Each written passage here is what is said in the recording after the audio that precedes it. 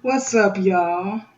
I'm here once again for the review of what is this? Love and Hip Hop Atlanta Season 4, Episode 10. So, y'all, the bullshit begins with Jock. Now, this nigga done went from Cena's couch to Rashida's and Frosty's couch. So, Rashida is like, you know what, Frosty, you better wake this nigga up because he's not about to be sleeping on my couch all fucking day, getting way too comfortable, all up in the refrigerator, drinking up my orange juice, and eating the baby's waffles. You know what I'm saying? The nigga done overstayed his welcome, basically. So, they like, nigga, what's going on? What you gonna do? What's your game plan?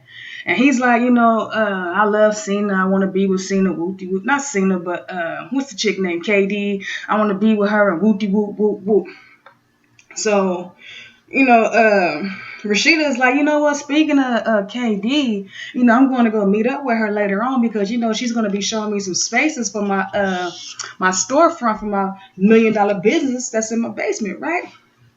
So his whole world lights up. And he's like, ooh, can you tell her that I'm over here sick as fuck? I'm in love with her. I want to be with her. I'm tired of the games. Just tell her all I can think about is her and talk about is her and whoopty whoop whoop whoop whoop. So she's like, you know what? I'm not going to be doing this unless you're sincere about it. You can't be running back and forth between your baby mamas and her. If you want to be with her, you got to show and prove that's what you want to do. So he's like, yeah. So she agrees to it, basically to get the nigga off her damn couch. So afterwards, we get the scene with Jessica Penny and Don. So Jessica Penny is talking all this shit about Mimi, about how she not doing this and she not doing that. She haven't even introduced me to Stevie yet, and the 3 months is already up. So Don is like, you know what? I'm still mad at that bitch for fucking up my party and fucking up my money. And I'm like, you know what? Don, really? Really? That was your fault because you the one who invited Mimi and Nico and Margot just to be messy. Now me, if I had a party going on and I knew it was going to be potential clients there that was going to be spending money, you know what I'm saying? I wouldn't invite them, that crowd that have beef between each other like that. She know the situation and how ugly it is. So that's your motherfucking fault. So Don is like, you know what? You need to come over here. I can get you 5,000 to 7,000 in a week doing appearances. And I'm like, girl, stop it. Quit lying to that bitch. But you trying to recruit your little hoe. You know what I'm saying? The hoe gonna be a hoe, so you might as well get money off the hoe. And so she telling her, Mimi don't know shit. Mimi don't know how to be a manager. The bitch can't even manage her own life. But Jessica Penny is just like, I'm just go ahead and talk to her because I did get her a verbal agreement. Whoop, whoop, whoop, whoop.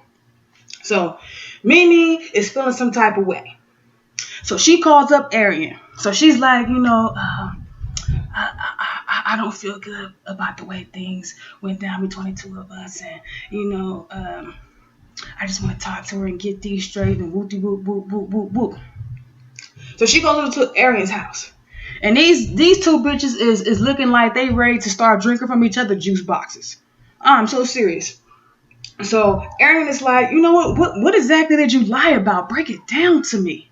And basically, I lied about everything. I lied about the trip to the Bahamas. I lied about the tape getting lost. I lied about not knowing and everything. So Arian is like, well, bitch, how come you didn't tell me? I am your best friend. You could have told me about this whole little thing. I didn't tell you because I don't trust you. What? Really? Really, Mimi? This supposed to be your best friend and you don't trust her? Never in a million years will I give someone the title of being my best friend and I don't trust them. That just don't make any sense to me, Mimi. But anyways, I digress. So, Arian is like, well, how come you don't trust me? What is this? Because you're too opinionated. I'm entitled to my opinions. If I didn't have an opinion for you, that means I really didn't give a shit about you. I have an opinion about the things that you do because I love you. You know what I'm saying? So they drink from each other's juice box and makeup. And then Arian was like, don't ever leave me out some shit like that. And I'm like, damn, okay, whatever. So Kalina Kalina meets up with Deb. Right? They have a little meeting. And Kalina is laying her career out on a table. She is giving her all her credentials, and she is like real professional about this shit. I'm like, go ahead, girl. So she basically tells Deb, look, I was with Dirty Money.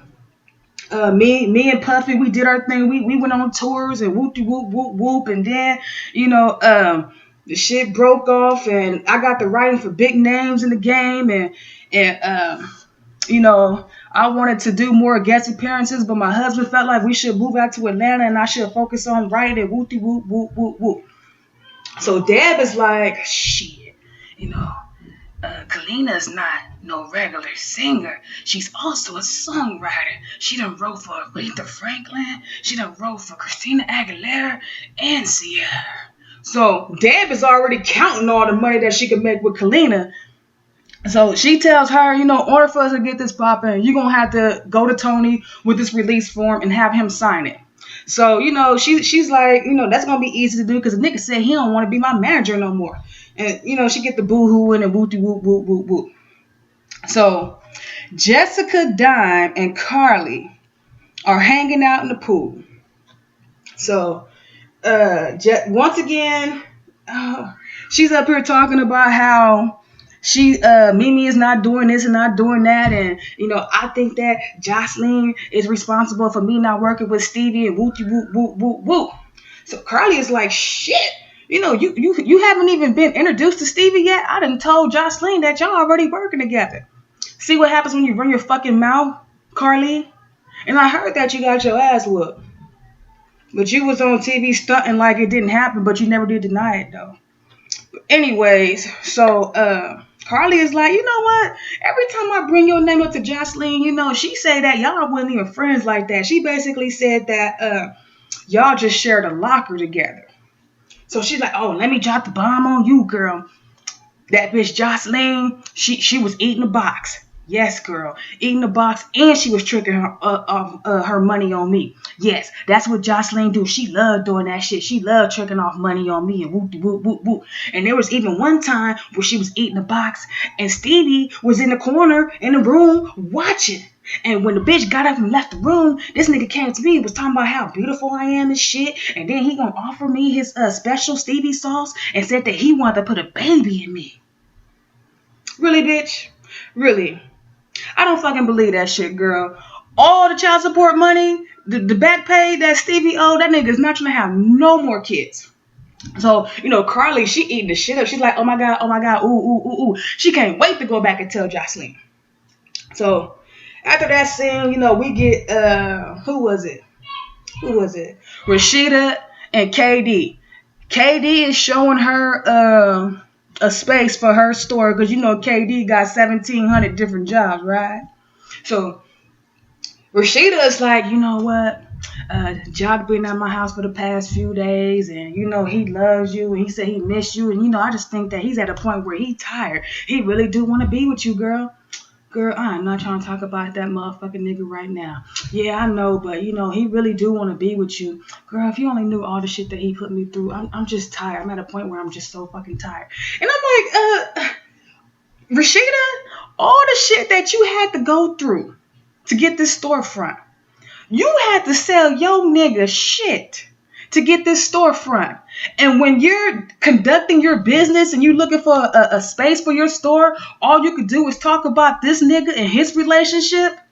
Girl, you could have called her later or even made the arrangements or plans while y'all was out together and said, you know what, let's go out for drinks and lunch. And, you could have discussed that shit later. Don't be discussing that shit while you handling your business. Maybe that's why Carly beat your ass to the punch. But anyways, I digress. So, who's next? Arian. Arian invites Mimi over. So Mimi is like, this bitch ain't got no fucking furniture in her house, but I still decide to come over because I do want to help her get her shit in order or whatever. So, Mimi is like, damn, bitch, you got fruits and shit. You got cheese and crackers and champagne. Who else is coming over? Oh, I invited Margot. The fuck? What? Really? I would have plucked that bitch right on her fucking forehead after she told me some shit like that. Like, why are you so pressed into making Mimi and Margot friends. Like, are you planning a threesome, Arian? Are you trying to have a sexual confrontation with these bitches? Is that what's going on? Because I don't understand why they have to be friends. I don't get it. But anyways, Margot pops up or whatever, and things start off okay. And Margot get to talking about, I don't respect you. I'll never respect you. You would never understand how it feels to be the wife of a man who done made a sex tape with another woman. And bitch, you ain't shit. You ain't about shit. You full of cocks and what else she was saying? What type of bitch that'll make a sex tape with a married man, and something must be wrong with you because no nigga want to stay with your old busted ass pussy and whoop whoop whoop whoop whoop. She's just going in on Mimi, right? And I'm like, girl, let that shit go. You're not even with the nigga no more. You broke up with him. So why is this scene going on? Is what I'm wondering. But Mimi, she did handle her business, cool. She was not calm, cool, and collected. Because usually Mimi, she get the yelling and shit like that, but she played it cool. She was just like, yeah, And so Arian, felt that it was getting too heated. She knew that fucking threesome wasn't going to happen today, so she kicked her out. So then you get Jock and KD. So Jock, he takes KD to IHOP to get the stack of $2 stack of pancakes and a side of eggs, right? So he's basically talking about he love her, he tired of the games, he tired of going back and forth, he want to be with her, whoop, whoop, whoop, whoop, whoop, whoop. So then he slides her over a box. She opened the box and there's some furry handcuffs. He telling her, if you feel like I'm going to go anywhere, just handcuff me to the bed, handcuff me to this and that, whoop, whoop, and the third. And I'm like, nigga, she shouldn't even have to do all that. Like, if you my nigga, I should be able to sleep well every night without wondering or worrying about you fucking the next bitch.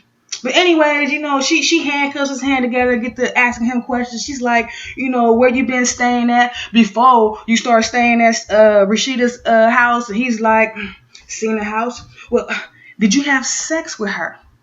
Man, I ain't gonna even answer that question because that's the reason why we where we at now. So I'm gonna go ahead and say that you did fuck the bitch and you sucked her toes. Because you can't even give her a yes or a no.